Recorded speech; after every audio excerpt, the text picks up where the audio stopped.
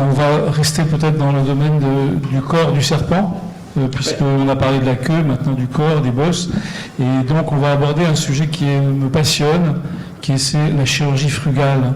Vous allez nous expliquer en quoi la frugalité va apporter peut-être une solution pour soigner en particulier les cataractes, en particulier dans les pays en développement, où le problème du coût de ces dispositifs va peut-être être résolu par des solutions dites frugales. Merci. David Touboul, chef de service du CHU de Bordeaux, président de la Saphir, dans le board duquel je suis admis, et qui nous présente justement cette première partie délicate de la cataracte. Tu peux décliner l'acronyme Saphir, s'il te plaît, pour ceux qui ne sont pas ophtalmologues? C'est la Société française de chirurgie réfractive et de la cataracte. D'accord. Voilà, parfait, merci beaucoup. Alors on a une première phase très délicate en cataracte qui est le capsulorhexis, qui est cette phase à partir de laquelle tout va dépendre. Et donc David Touboul travaille sur un système qui permet justement de réaliser cette première phase de l'opération. Merci Jean-Pierre, merci beaucoup pour ton invitation et la gestion de cette session et de la préparation de cette session. Merci au président, merci à l'Académie. Je suis très honoré d'être là parmi vous ce jour. Et je vais donc vous dire qu'à Bordeaux aussi, il y a un bon environnement laser. Moi, j'ai plongé dedans et je dois remercier mon maître Joseph Collin de m'avoir poussé à rentrer, à un moment donné, un peu par hasard aussi, dans un laboratoire de recherche, le CELIA, à l'université de Bordeaux, qui était à l'époque dirigé par François Salin et qui fait maintenant partie de l'équipe de la start-up que je vais vous présenter. Eh bien, grâce à lui, j'ai pris goût et j'ai fait les interactions également entre le laboratoire de recherche et le milieu de l'ophtalmologie. Et ainsi, ça m'a permis de vous présenter cette innovation aujourd'hui. Donc, on l'a déjà un petit peu dit, mais l'apparition des lasers femtosecondes pour l'ophtalmologie, ça a été un franc succès pour la cornée. Depuis le début des années 2000, grâce aux progrès magistraux de la physique au temps court et à notre prix Nobel, eh bien, il y a eu vraiment une révolution qui a permis de remplacer le microkératomécanique, c'est-à-dire la lame, par les photons qui coupent. Et notamment dans l'application phare de la chirurgie réfractive cornéenne, qui a pris son envol un peu aussi grâce à ces lasers femtosecondes, le LASIK, qui permet de corriger la myopie, etc. Donc vous voyez ici la tête des nombreux contributeurs importants qui ont pavé le développement de la chirurgie pour la cornée, assistés par laser femtosecondes. Voilà ici, chronologiquement sur une dizaine d'années, toutes les machines qui ont permis de démocratiser ce geste-là et qui maintenant n'est quasiment qu'exclusivement réalisé au laser femtosecondes pour la partie découpe du volet. Et puis ensuite, il y a une ouverture vers de nouvelles applications visant le cristallin. Forcément, on a pensé au cristallin, puisqu'on peut aller où on veut avec un laser femtoseconde. Mais malheureusement, malgré un marché de 2 milliards de presbytes dans le monde, une personne sur 4, eh bien, les résultats ont été assez rapidement décevants pour la gestion de la presbytie. Alors pourquoi on a pensé à la presbytie? Tout simplement parce que le cristallin natif, si on le fait tourner sur un système rotatif très rapide, on arrive à voir l'effet de la force centrifuge écraser le cristallin. Si l'on fragmente, enfin si l'on décrit des anneaux dans le cristallin au laser femtoseconde, on arrive à l'assouplir et à prouver que finalement on peut diminuer la dureté du cristallin, qui est donc la cause primaire de la presbytie. Pour la presbytie, le cristallin durcit lentement mais sûrement et donc va devenir de moins en moins performant. Et donc on s'est dit pourquoi pas le faire, et malheureusement les essais cliniques qui ont été faits grâce aux précurseurs des lasers femtosecondes, et donc essentiellement des Américains, ont montré que ça ne ramollit pas assez, et même si ça n'opacifie pas vraiment le tissu, ça n'induit pas de cataracte, ça ne marche pas bien. Donc après qu'on s'est dit, on a fait beaucoup d'investissements, c'est très intéressant, qu'est-ce qu'on peut faire avec un laser qui tape sur le cristallin? Eh bien on va faire du FLACS. FLACS, ça veut dire Femtosecond Laser Assisted Cataract Surgery.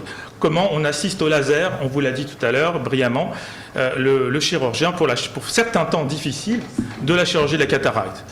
Et bien donc on a rebondi sur ce marché qui représente quand même 25 millions d'actes par an. C'est l'acte chirurgical le plus pratiqué dans le monde. Et là, vous l'avez compris, ça ne représente que 5% du marché actuellement, les lasers femtosecondes, les FLACS dans les salles opératoires. Et pourtant, ça fait plus de 10 ans que c'est commercialisé. C'est tout simplement le choc des contraintes médico-économiques. On a pu à Bordeaux être leader dans une étude multicentrique prospective qui a été financée par l'État français, qui a prouvé et publié dans le Lancet, grâce à Cédric Schweitzer et tous les collaborateurs, qui a montré que finalement, d'un point de vue médico-économique, d'un point de vue sécurité, d'un point de vue efficacité, il n'y avait pas une grosse différence à traiter avec les machines très sophistiquées laser femtosecondes et par rapport à la technique manuelle qu'on vous a aussi décrit. Quelles sont les contraintes du FLAC? Vous avez vu tout à l'heure les vidéos. Eh bien, d'abord, la mobilité du laser est assez faible, hormis 1 sur les 5. Ensuite, l'encombrement au sol est important. Okay, et puis ça va tout simplement ralentir ce qu'on appelle le workflow, c'est-à-dire la vitesse de passage du patient au bloc opératoire. Et ça c'est fondamental parce qu'il faut installer le patient sous laser, il faut faire la procédure laser qui est longue, il y a un système de succion qui est critique, il y a un système de visualisation OCT qu'il faut régler, des ajustements, des programmations, il y a un tir qui est en différé du moment où on appuie sur la pédale pour déclencher le tir, on doit faire l'incision, on doit faire les capsulotomies, on doit fractionner le cristallin. Ensuite, on doit se redéplacer sous le microscope. Ça prend du temps. Et bien sûr, pour la plupart, il faut finir avec les ultrasons, parce qu'on ne peut pas être sûr qu'on n'aura pas besoin du phaco-émulsificateur traditionnel. Donc, il y a aussi cette gestuelle. Et il y a en plus les contraintes liées à un nouveau paramètre, c'est-à-dire les bulles qui s'accumulent et qui sont à gérer dans la chirurgie oculaire. Donc tout ça induit également des coûts de maintenance considérables et finalement un surcoût qui n'est pas abordable, en tout cas en France aujourd'hui. Vous voyez ici de nombreux flax disponibles avec ceux qui sont un peu hybrides, c'est-à-dire on profite quand même des applications de la cornée pour l'introduire. Mais le problème, c'est que la cornée, on ne le fait pas au même endroit que la cataracte dans la grande majorité des cas. Donc on ne va pas en profiter. Les nouveautés qui ont été présentées à la journée de e-innovation de l'ESCRS, le Congrès européen de la Société savante de chirurgie cataracte et de réfractive, cette année, ont montré bien sûr ce qu'on vient de vous présenter, c'est-à-dire le robot multispot pour la photoémulsification, qui est certainement une avancée, qu'on appelle donc Femtomatrix. Et également ce que je vais vous présenter, c'est-à-dire le laser frugal, capsulorhexis frugal, de la société Ilasis, et qu'on appelle Helix. Tout d'abord, revenons sur une base fondamentale, c'est que nous apportent vraiment les chirurgies laser femtosecondes en chirurgie. Eh bien, on pourrait résumer, c'est une chirurgie photodisruptive à l'échelle du micron, on l'a dit en introduction, en 3D, n'importe où dans les tissus transparents, et débutant, c'est très important, ad interno, par l'intérieur. Et donc ça, la main ne sait pas le faire. Et c'est là où le laser est intéressant. Mais il faut aussi associer 3 choses. Premièrement, un gain de sécurité, un gain d'efficacité, mais aussi un gain de temps opératoire ou au moins être neutre. Ce gain de temps est primordial et on l'a vu dans l'accès au marché. S'il n'y a pas ce gain de temps ou au moins cette neutralité, ça n'accède pas au marché. On le voit notamment pour les flax, on l'a vu pour on le voit pour les flax, on le voit aussi pour les greffes de cornée qui ne sont pas pratiquées. Ce qui a bien marché, c'est les flaps, les volets de l'ASIC, parce que ça allait au moins aussi vite que la lame. Ce qui a bien marché, c'est par exemple les anneaux intracornéens, 3 secondes pour faire un canal, c'est formidable. Et puis ensuite, un élément très important, c'est qu'on travaille à globe fermé. C'est un point également essentiel pour pouvoir différer la préparation et le geste. Alors, deuxième point très important, qu'est-ce que la frugalité? On y vient, c'est le latin du mot frugalis, c'est-à-dire sobre. C'est une invention frugale apporte juste ce qui est nécessaire à satisfaire le besoin technique d'une application. Et c'est pour ça qu'on s'est concentré à cette chose unique pour la chirurgie de la cataracte, pour l'assistance à la chirurgie, c'est-à-dire le capsulorhexis, l'ouverture antérieure du cristallin pour aller enlever le cristallin et mettre l'implant. Donc le projet Ilasis a été fondé là-dessus pour satisfaire l'enchaînement vertueux, sécurité, efficacité, durée de procédure. Et donc on est parti du besoin pour aller au laser, et non pas, comme souvent ça a été fait, du laser pour aller au besoin. Pourquoi un capsulorhexis est parfait et si important de nos jours? Eh bien parce qu'il y a une sécurité opératoire, ça nous permet d'avoir un geste confortable à tous les coups, et pouvoir implanter à tout coup dans le sac. Ça permet de centrer l'implant dans le sac, parce que si l'ouverture est décentrée, l'implant sera décentré un petit peu. Le diamètre de l'ouverture sera un jour critique parce qu'il sera adapté au design des implants. Donc évidemment, cette taille précise du rhexis, on ne peut pas la garantir avec la main. Par contre, avec le laser, c'est possible. Ça va impacter la précision réfractive pour les implants du futur, les implants à profondeur de champ, les implants multifocaux qu'on a déjà, les implants qui ont un axe. Si vous avez une ouverture mal calibrée, eh bien, cela va jouer. Et encore plus sur les implants accommodatifs qui vont pouvoir bouger dans l'œil. Et tout ça aura au long cours un impact également, ce capsuleur X6 aura un impact sur la stabilité réfractive dans le temps, la réalisation ou non de capsuleur X6. On peut voir ici en bas à droite des fibroses excessives liées à des trop petits capsuleurs X6 ou à des capsuleurs X6 décentrés. Alors, quelles sont les alternatives qui existent pour le capsuleur X6 IMAN-Capet frugal? Eh bien, il y a les solutions de guidage, tout simplement virtuelles. On projette une mire virtuelle dans le microscope et on dit, voilà, tu vas suivre les pointillés. C'est bien, c'est un petit gadget, ça peut aider, mais ça ne rend pas le geste fortement plus reproductible. On peut aussi introduire un petit guide qu'il faudra ressortir, qu'on pose simplement sur le cristallin. Mais ça reste, certes frugal, mais à globe ouvert.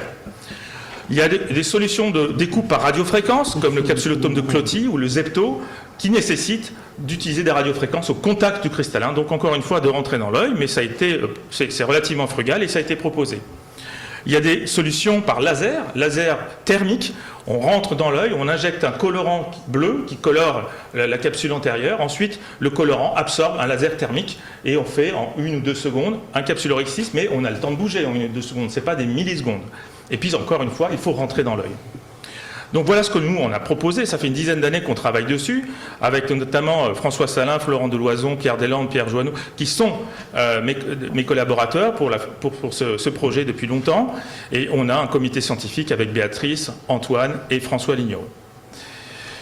Donc, juste pour vous montrer un peu ce que c'est un capsuleur X6 au quotidien, c'est intéressant de le voir. Vous voyez comment ça se passe. C'est un beau capsuleur X6. Dans la grande majorité des cas, on obtient ce résultat quand même, hein, tous les jours. Alors, on fait une petite ouverture, et puis on va déchirer. Là, il n'y a pas de pointillé. Il faut avoir un petit peu le compas dans l'œil, si je puis dire, mais ça peut faire mal, le compas. Et donc, vous voyez, on va aller gérer tout ça tranquillement pour obtenir quelque chose qui sera à peu près circulaire. Bon, pardon, j'ai un peu zappé. Dans les mauvais cas, là, le capsuleur X6 c'est déjà commencé, et là, on voit que ça file, ça part un petit peu en périphérie, et là, on ne peut plus revenir en avant. Et là, vous comprenez que tout va être un peu difficile derrière. Si vous voulez mettre un implant torique qui a un axe, ça sera compromis. Si vous voulez implanter dans le sac, ça sera peut-être compromis. Ça peut même aboutir à une rupture capsulaire et des complications assez délétères. C'est rare, c'est 2 à 3% des cataractes, mais avec la courbe d'apprentissage, ça peut compter. Donc voilà ce que nous, on propose, tout simplement. C'est une solution rapide. Vous allez voir, le geste en entier dure quelques secondes, finalement. Quelques minutes, hein, si on y va lentement. On prend la pièce à main, c'est une pièce à main, on la pose sur l'œil du patient sans même avoir besoin de blépharostat, sans avoir besoin de désinfecter de quoi que ce soit, avec une goutte d'anesthésique. Le bruit, c'est le laser. 1, 2, 3, 4. La découpe se fait le passage du laser dans la capsule, c'est 20 millisecondes. Okay, et donc, on centre nous-mêmes en appuyant sur une pédale. Le chirurgien garde finalement sa pince à Rexis laser et il réalise un Rexis qui ensuite est facile à enlever, centré, à découper selon les pointillés. Vous savez que c'est une pré-découpe, hein, le laser femtoseconde, c'est jamais tout à fait continu. On peut améliorer en augmentant la cadence. Et voilà ce que ça donne. Vous voyez, c'est quelque chose d'assez simple. On est actuellement en train de faire les essais cliniques. Je vais accélérer. Pardon. Je vais cliquer à côté. Donc voilà ce que ça donne quand on sort le capsuleur X6 en dehors, on va passer.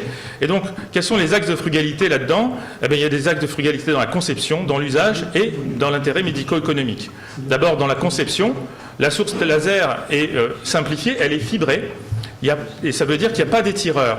Donc, contrairement à la technique d'amplification CPA, dans le laser femtoseconde classique, il faut d'abord étirer les impulsions pour obtenir un spectre large dès le départ, car il n'y a pas d'élargissement spectral suffisant durant l'amplification. Dans la solution Helix, les impulsions picosecondes, ce n'est pas du femtoseconde au départ, sont assez larges spectralement pour une compression directe en femtoseconde. Les impulsions sont peu modifiées en phase dans la fibre parce que cette fibre est très longue et la longueur est ajustée. Elle fait environ 5 mètres. Autre frugalité dans la source laser, pas d'alignement optique puisque c'est fibré, pas de refroidissement parce qu'on ne tire pas longtemps. Ces avantages induisent forcément une compacité, une mobilité, une maintenance réduite.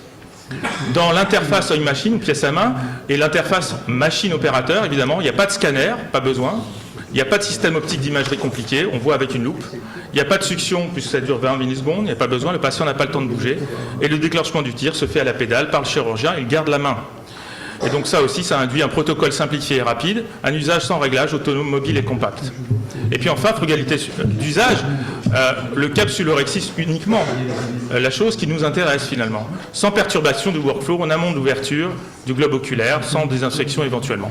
Et c'est compatible avec tout type de dispositif médical associé. Vous savez combien on a de machines actuellement autour de nous quand on opère, quand on rajoute la 3D, le phaco, etc. Il y a une courbe d'apprentissage qui est attendue très courte, on devra l'évaluer. Quelques restrictions, bien sûr, pas de cornée opaque, pas de cornée trop déformée, une dilatation pupillaire normale, et puis des chambres antérieures de dimension correcte et normale. Donc tout ça aboutit finalement à une frugalité médico-économique. On divisera par 3 ou 4 au moins le coût du laser, de la procédure et de la maintenance. Donc finalement sur le modèle de la mise à disposition des phaco-émulsificateurs comme d'habitude. Où on en est dans notre étude pilote pour le marquage CE, c'est en cours, c'est monocentrique, c'est à la clinique Sourdis, avec un seul chirurgien, Dr François Lignereux. On doit recruter 166 yeux. L'objectif, c'est 95% de capsulorhexis continu. Voilà, donc on évaluera les critères de réussite, le centrage. On en est à 34 patients sur 78. On a eu 3 pannes au départ. Et puis, pour les derniers, 100% de rhexis découpés, sans problème de rupture ni de refend capsulaire.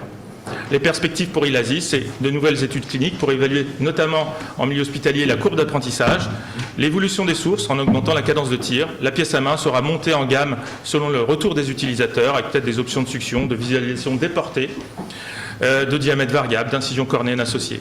On pourrait peut-être aller également sur d'autres applications sur la cornée. Donc en conclusion, à l'ère de la sobriété énergétique programmée, la frugalité technologique est une piste d'avenir sérieuse. Helix apporte une solution pragmatique à l'injonction contradictoire entre le désir de perfection et les contraintes économiques. On peut peut-être paraphraser en clin d'œil, puisqu'ici on est dans un environnement académique et un environnement de prix Nobel.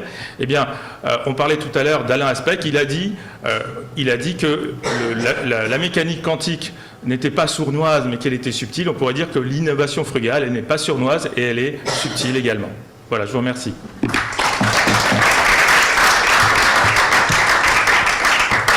Merci beaucoup David. Est-ce qu'il y a des questions sur la cataracte dans son environnement hyper technologique? Oui.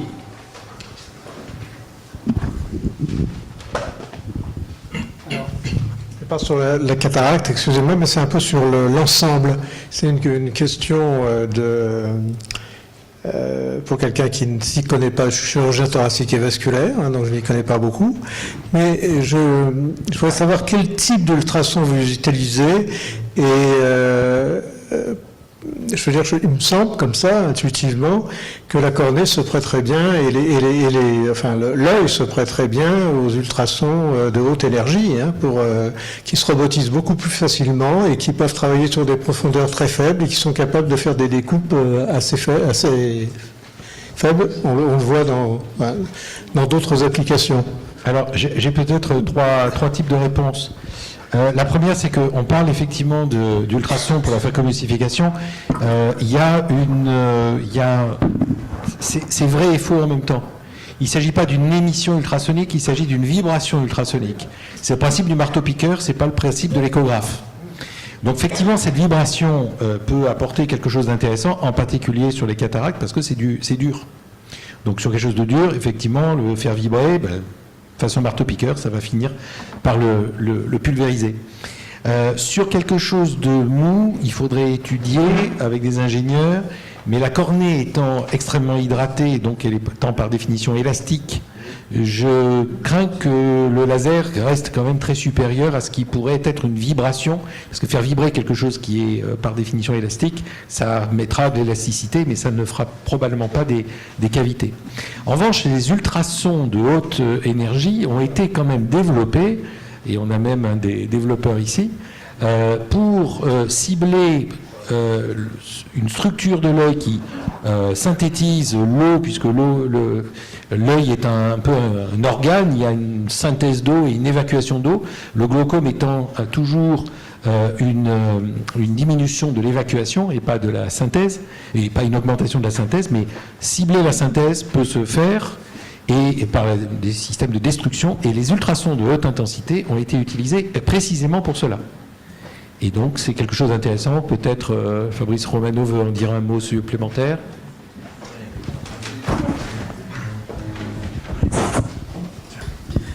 Alors oui, effectivement, les ultrasons focalisés de haute intensité, on reprend le principe du laser, on les focalise et au point focal, on obtient une élévation de l'énergie intense.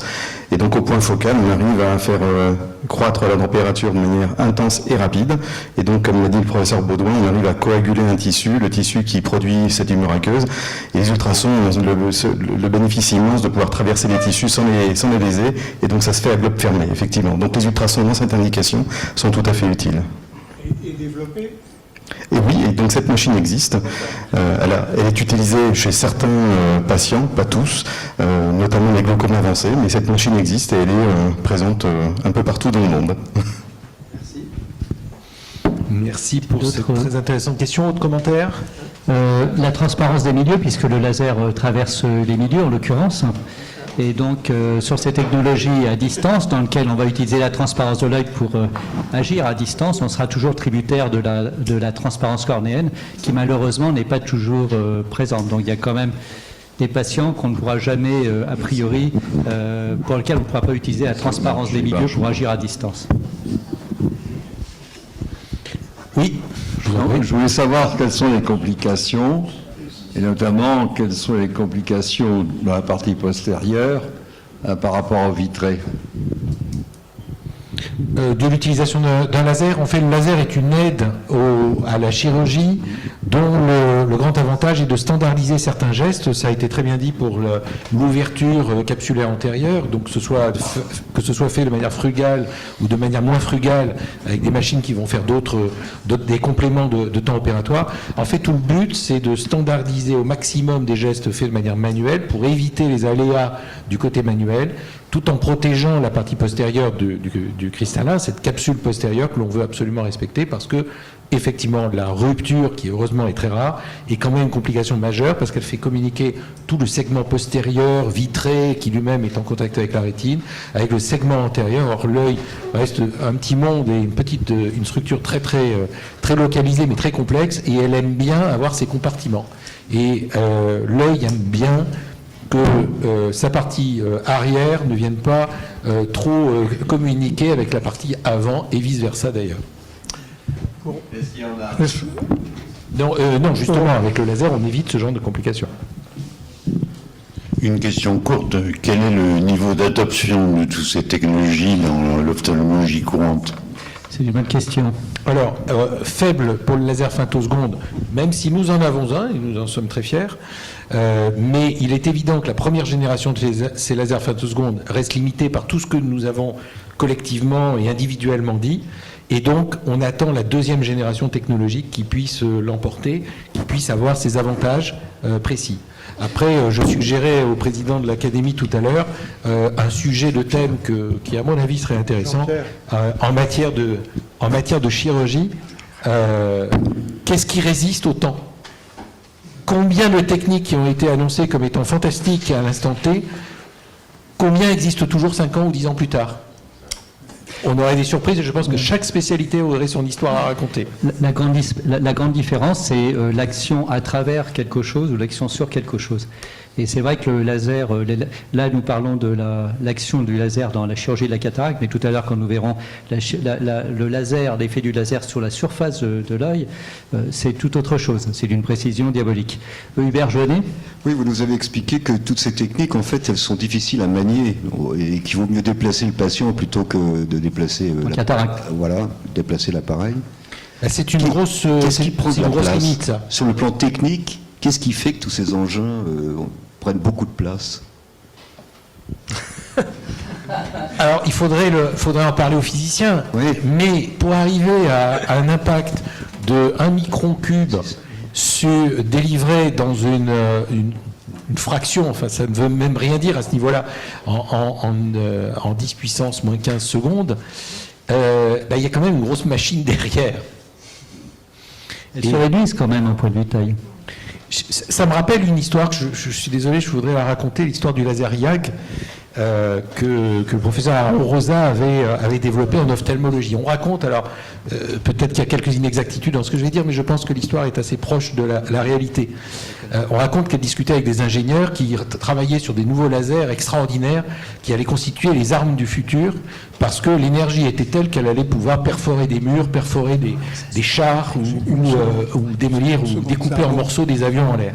C'était superbe. Et puis elle aurait dit à ses ingénieurs, écoutez, moi j'ai pas tout à fait le même but, mais on aimerait bien faire des petits trous dans l'œil parce qu'il y a des zones qui sont relativement faciles d'accès et ça nous intéresserait. Vous ne pourriez pas nous en faire un petit modèle? Et effectivement, c'est ce qui a été fait par les ingénieurs, et ça aboutit à une technologie qui aujourd'hui est totalement universelle dans le monde de l'ophtalmologie, qui peut être utilisée pour dans le glaucome ou en complément de la chirurgie de la cataracte, mais en post-opératoire, ce qui est une autre histoire, et à distance pour certaines réactions cicatricielles. Et jamais personne n'a développé de ce laser en tant qu'armement, parce que pour arriver à avoir les impacts de l'énergie qu'il faudrait pour faire le but, il faut une technologie qui ne rentrerait pas dans cette pièce-là. Donc un bon canon, un bon obusier ou un bon tank, finalement, c'est beaucoup plus économique.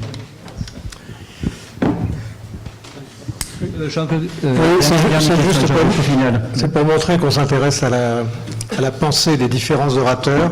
Il y a un livre d'un Indien qui s'appelle Raji, qui est sorti il y a 5 ans, qui s'appelle L'innovation frugale.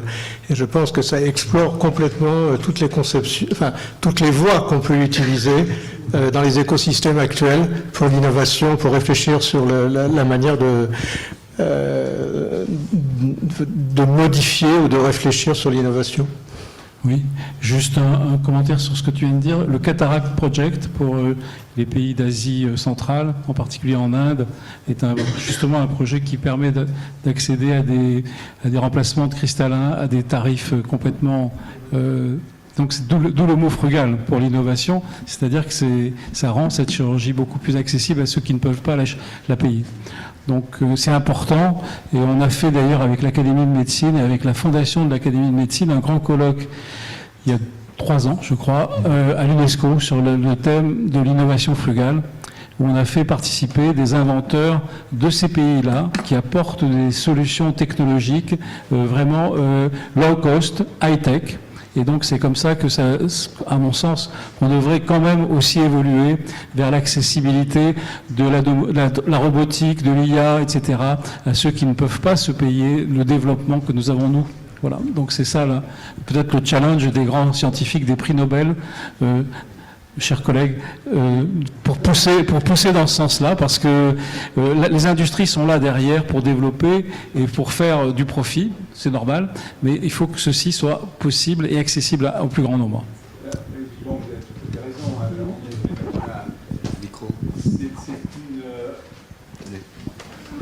Lorsqu'on travaille sur un projet, c'est pour le simplifier, c'est pour le rendre accessible, c'est pour le rendre un prix de revient, etc.